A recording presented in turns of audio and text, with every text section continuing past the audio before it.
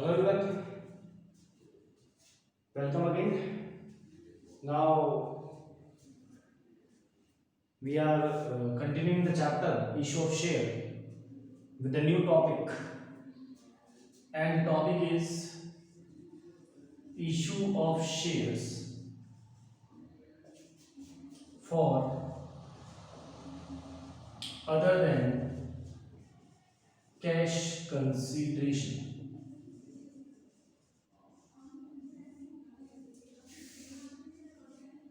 हमने पढ़ा था कि शेयर जो है इशू होता है, इशू ऑफ शेयर, तो बदले में कंपनी को कंसीडरेशन क्या मिलता है, मतलब बदले में क्या मिलता है। तो एक तो होता है कंपनी को बदले में पैसा मिलता है, फंड्स, मनी, और एक होता है अदर देन कैश, मतलब कैश के अलावा किसी और चीज में भी कंपनी शेयर को इशू कर सकती है।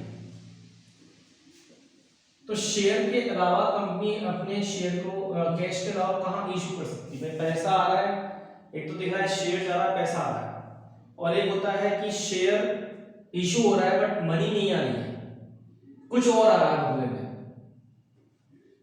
तो जैसे मान ले आपने किसी का बिजनेस एक्वायर कर लिया या कोई असेट एक्वायर कर लिया, किसी का कोई बिजनेस या किसी की कोई असेट खरीद ली और उसको बदले में आपने कैश ना देकर शेयर दे दिए, तो ये कहलाता है issue of share for other than cash consideration. दूसरा हो सकता है to promoters for their services. Promoter कौन होते हैं? जो कंपनी को स्टार्ट करते हैं। तो कंपनी उन्होंने जो भी कंपनी के लिए काम किया है उस सर्विसेज के बदले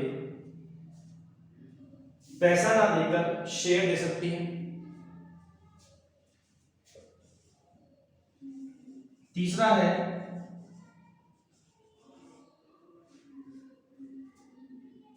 टू अंडरराइटर्स। अंडरराइटर कौन होते हैं? वो पर्सन होते हैं जो कंपनी के शेयर बिकवाते हैं।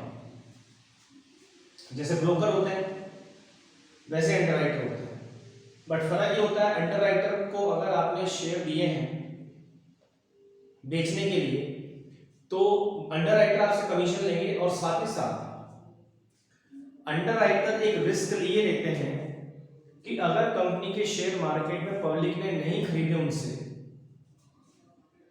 तो वो शेयर कंपनी के अंडरराइटर्स को खरीदने पड़ेंगे।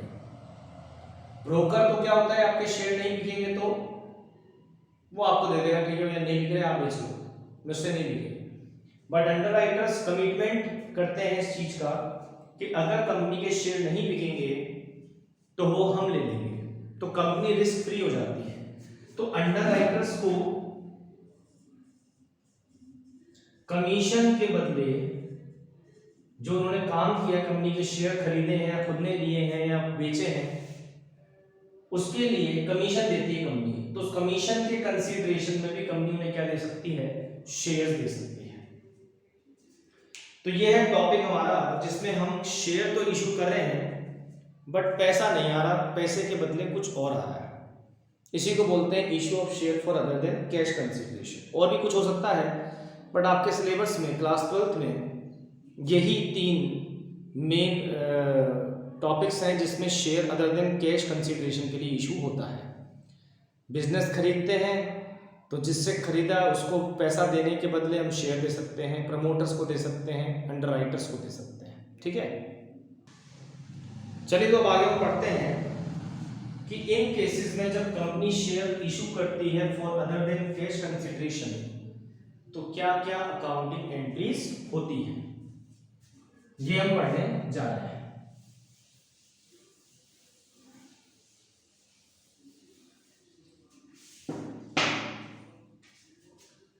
सबसे पहले हम पढ़ रहे हैं issue of shares to promoters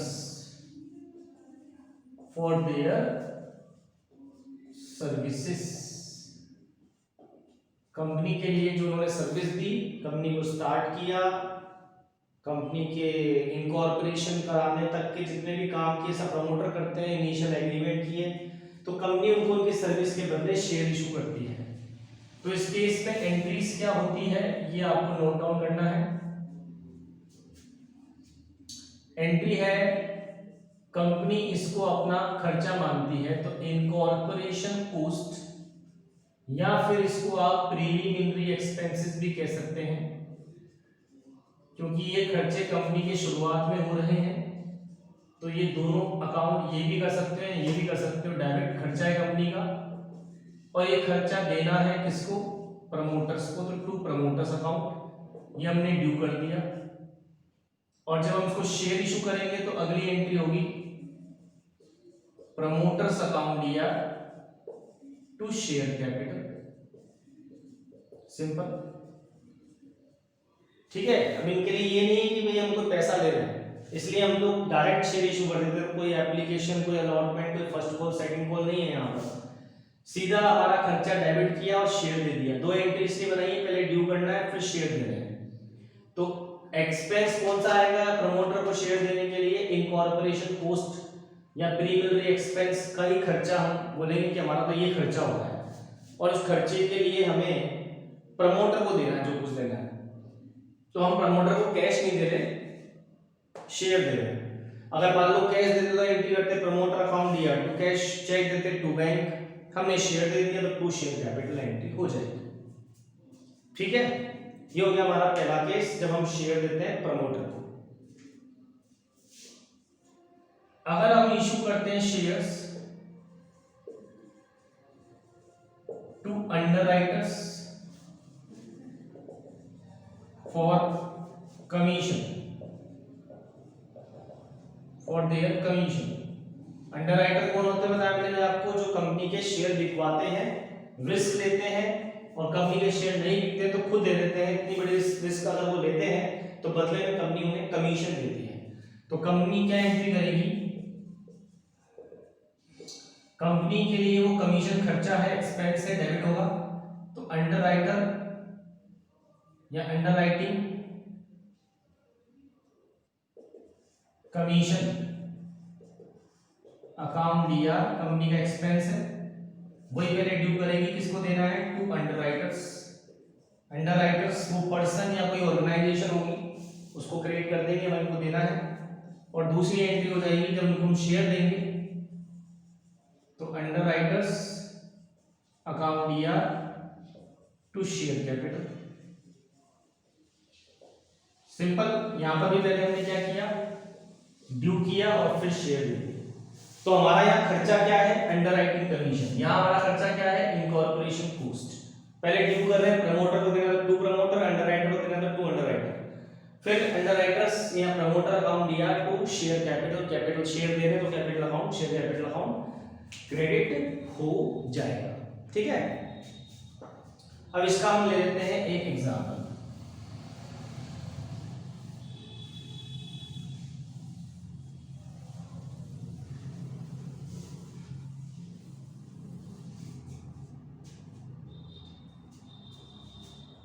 example के तौर पर X limited issued 10,000 shares of ₹10 each, 10 रुपए का मान लेते हैं शेयर है, to promoters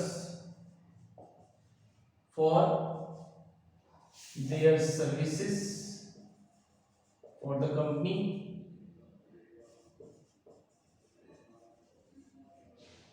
and 5,000 shares to underwriters as their commission। उनके कमीशन के बदले ये शेयर उनको कंपनी दे रही है।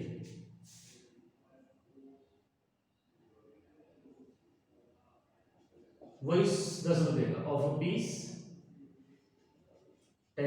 ईच, पास नेसेसरी जर्नल एंट्रीज, आपको एंट्री करनी है।